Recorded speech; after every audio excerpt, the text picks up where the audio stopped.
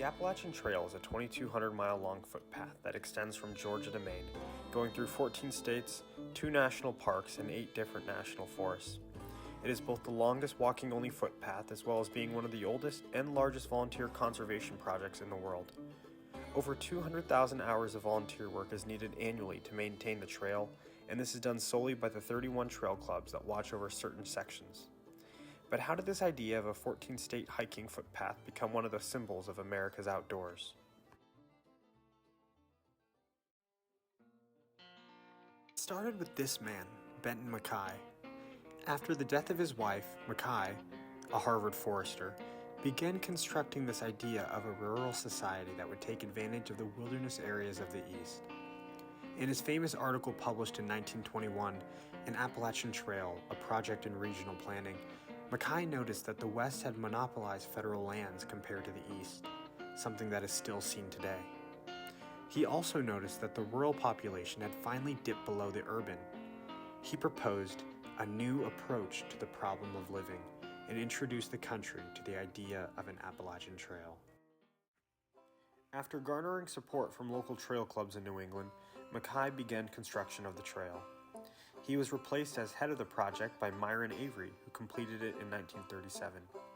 In 1948, World War II veteran Earl Schaefer became the first person to hike the entire trail in a calendar year, starting at Mount Oglethorpe, Georgia, and ending on Mount Katahdin, Maine.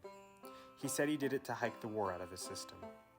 This accomplishment led to the interest of others in the establishment of modern-day thru hiking.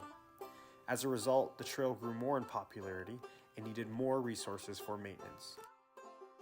In 1965, President Lyndon B. Johnson, in his message to Congress on natural beauty, called for the nation to, quote, copy the great Appalachian Trail in all parts of our country and make full use of rights of way and other public paths, end quote.